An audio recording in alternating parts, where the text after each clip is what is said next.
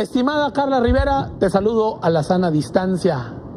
¿Cómo estás? Hola Sergio, muy bien, ¿y tú? Bien, también aquí haciéndole como que chambeo. Y vamos a hablando de chambas, de trabajo, del empleo. Exacto, esta semana vamos a intentar que nos caiga el 20 sobre cómo o cuál ha sido el efecto de la pandemia sobre el empleo en nuestro país. Ya en repetidas ocasiones el presidente ha pues indicado, ¿no?, que ya se tocó fondo en este problema y que ya inició la recuperación, pero vamos viendo de qué tamaño pues fue el golpe que se recibió. De acuerdo al Instituto Mexicano del Seguro Social, hasta julio, la cantidad de empleos formales perdidos fue de 1.185.000. Si vemos específicamente durante los meses, vamos a notar cuáles fueron las pérdidas mensuales. En marzo, en la segunda quincena, que fue cuando empezó el Quédate en casa, se perdieron 198.000 empleos formales. En abril, que fue, digamos, el peor mes en temas de empleo, se perdieron más de 500.000 con 555.000. En mayo mejoró un poquito la cosa, aún así fue terrible el resultado, pero mejoró con 344.000 empleos perdidos. En junio ya vimos una recuperación con únicamente 83.000 empleos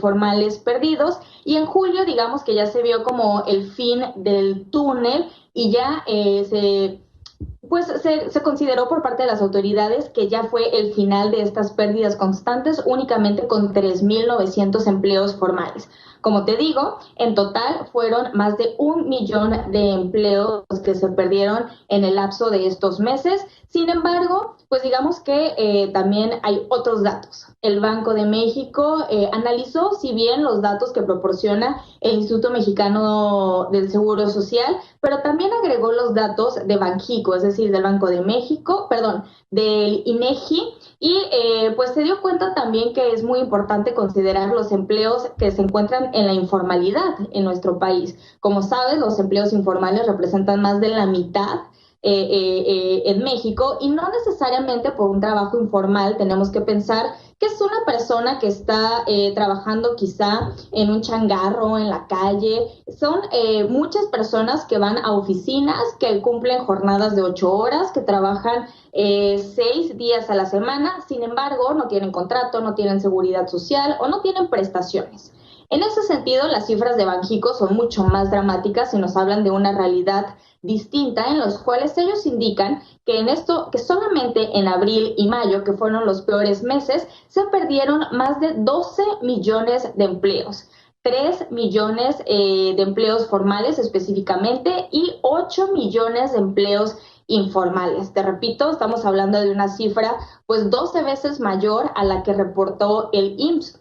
Asimismo, pues la pandemia nos ha demostrado que afecta a todos por parejo, pero hay unos con los que se ensaña más, y en ese sentido el INEGI realizó una encuesta que se llama Encuesta sobre el impacto del COVID-19 en el mercado laboral, y encontró que las más afectadas en el tema del desempleo fueron las mujeres. Para abril, cuando se realizó esta encuesta, se encontró que había 15 millones de personas desocupadas en el país, que eso representa aproximadamente el 32% de la fuerza laboral, y de esos 15 millones, 6 millones eran hombres, que representan como un 23%, y 9 millones eran mujeres.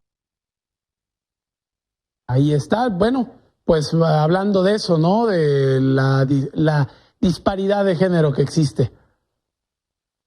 Sí, ahora, como te decía al inicio, el presidente pues ya ha dicho en repetidas ocasiones en el último mes prácticamente que ya arrancó la recuperación y que en agosto se generaron alrededor de 93.000 empleos.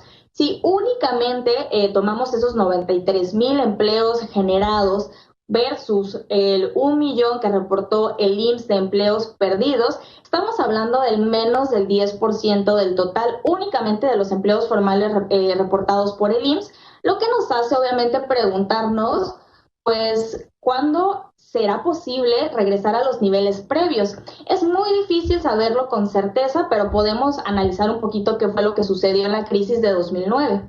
En aquel año, en el segundo trimestre, la economía tuvo pues una contracción del 7% y recuperar los niveles previos de empleo tomó 5 años.